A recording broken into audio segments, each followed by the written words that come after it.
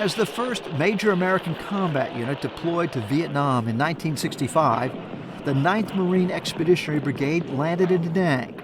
The Marines landed with only their packs on their backs, on a limited mission to protect the strategic airbase in Da Nang. The landing was deceptively quick and peaceful. These Marines soon became part of one of the longest and most bitterly contested military campaigns in American history, which would span 2 decades. 50 years later, Da Nang's beaches are a popular resort destination for the Vietnamese and foreigners.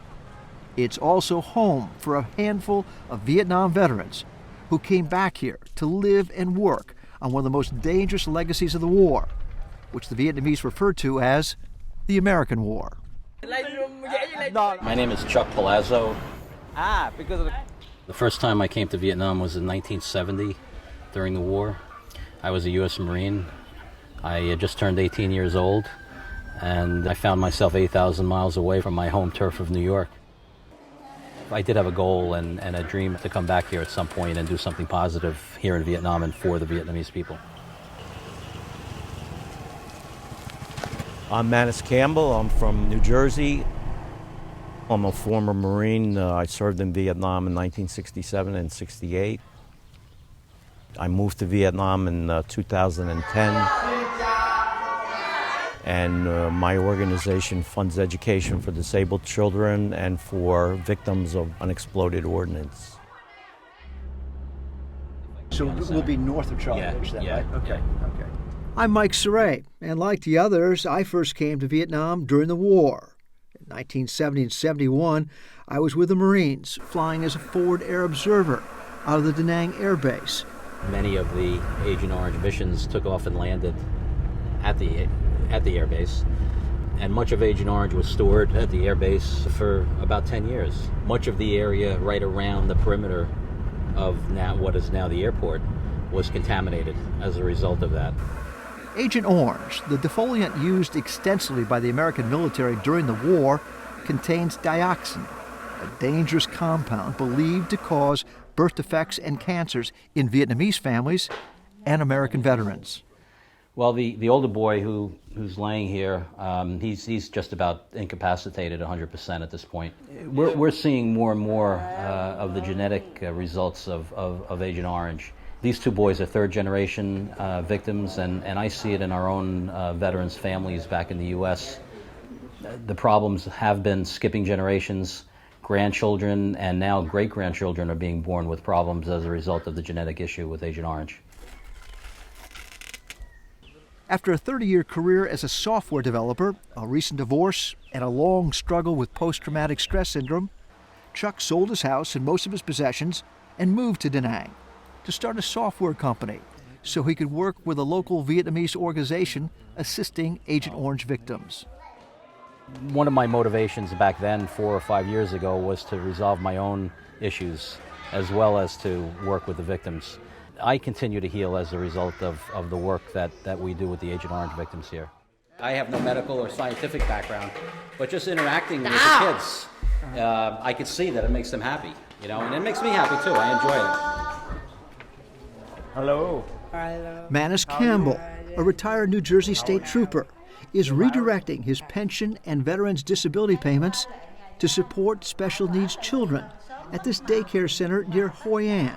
When I learned that for $60 a month, I can bring a child out of his home where he's basically in bed or on the floor watching TV all day, bring him to a school where he can interact with his own peers, he can realize that he's not alone in life, that there are other people just like him, and he can develop friends.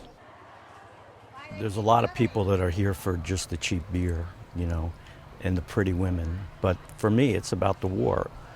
And if I can make a small difference, we really want to do something about what we did here.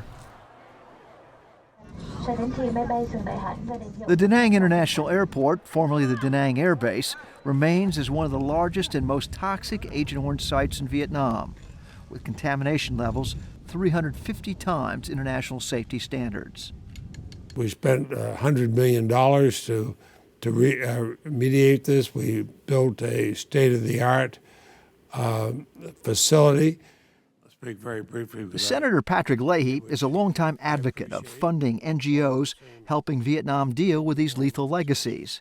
He was in Da Nang last year for the inauguration of this 3-story oven-like building designed to cook the dioxin out of the soil, the dangerous compound which has been contaminating the local water and food chain.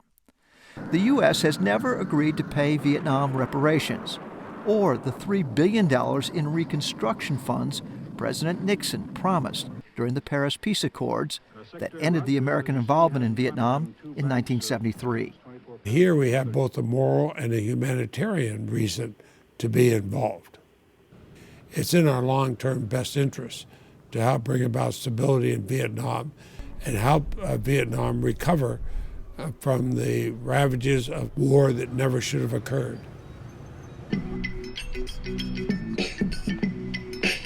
Da Nang's thatch roof huts and single-story buildings I remember from the war have long since been replaced by one of Vietnam's most progressive metropolises and a new generation of Vietnamese who make little, if any, reference to the war. The beaches where the Marines originally landed are now experiencing a new wave of foreign and domestic investors as a result of its booming economy since the trade embargoes were lifted. What's left of the old Marine helicopter base near Marble Mountain is just across the road from a mega Chinese gambling casino. Do you really feel accepted here now? I mean, do they know that you were here during the war? They do. Yeah, they do. There's no animosity, no friction at all. They've all welcomed me with open arms. They invite me to their home. We drink beer together, and I feel very comfortable and very much part of the community here. There's no enemy here anymore. These people don't care about the war. When you talk about the war, they say, forget it. They don't want to talk about it because they want to live for today. It's because of my relationship with Vietnam in the past and what happened to me as a 19-year-old during the war shaped my life to the point where I came back here to do something good for the people. For the PBS NewsHour, Mike Cerre reporting from Da Nang, Vietnam.